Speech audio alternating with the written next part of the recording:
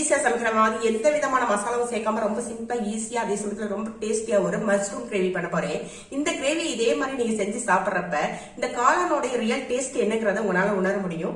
வாங்க எப்படி செய்யலாம்னு பார்க்கலாம். ஃபர்ஸ்ட் காளான தண்ணி ஊத்தி நல்லா கழுவி சுத்தப்படுத்தி எடுத்து வச்சுக்கோங்க. இதுக்கு தேவையான சின்ன வெங்காயத்தை குட்டி குட்டியா நறுக்கி கட் பண்ணி எடுத்து வச்சுக்கோங்க. சின்ன வெங்காயம் கொஞ்சம் அதிகமாகவே போடுங்க, அப்பதான் டேஸ்டா இருக்கும்.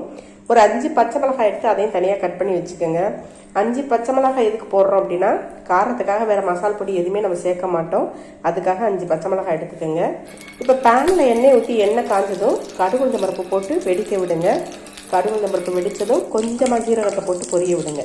இப்போ சீரகம் பொரிஞ்சதுமே கருவேப்பிலையும் வெங்காயத்தையும் போட்டு நல்லா வதக்குங்க. வெங்காயம் கொஞ்சம் வதங்கினதும் பச்சை மிளகாயும் சேர்த்து போட்டு வதக்குங்க.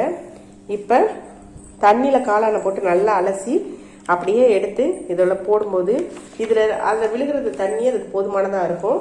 வேறு தண்ணி எதுவுமே ஆட் பண்ணிடாதீங்க. இப்போ காளானையும் சேர்த்து போட்டு வதக்கும் போது இதுக்கு தேவையான உப்பு, மஞ்சள் தூள் ரெண்டையும் போட்டு ஸ்டவ்வை மீடியம் ஃப்ளேமில் வச்சுருங்க. காளான் வேகிற வரைக்கும் அப்பப்போ கிளறி விட்டுக்கிட்டே இருங்க. காளான் வெந்ததுமே காளான்லேருந்து எண்ணெய் தனியாக பிரிஞ்சு வரும். இந்த சமயத்தில் பெப்பர் பொடியை போட்டு நல்லா கிளறி விட்டு இறக்கி வச்சிட்டிங்கனாக்க பெப்பர் காளான் கிரேவி ரெடி ஆயிருங்க.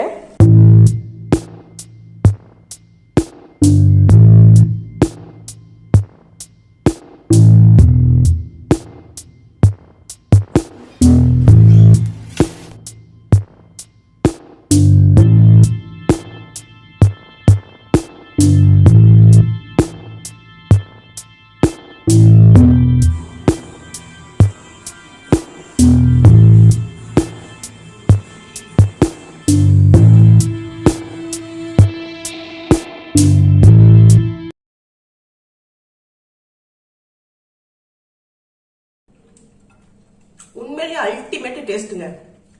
நீங்களும் இதே மாதிரி காளான் செஞ்சு சாப்பிட்டு பார்த்துட்டு டேஸ்ட் எப்படி இருந்துச்சுங்கிறத கமெண்ட்ல சொல்லுங்க.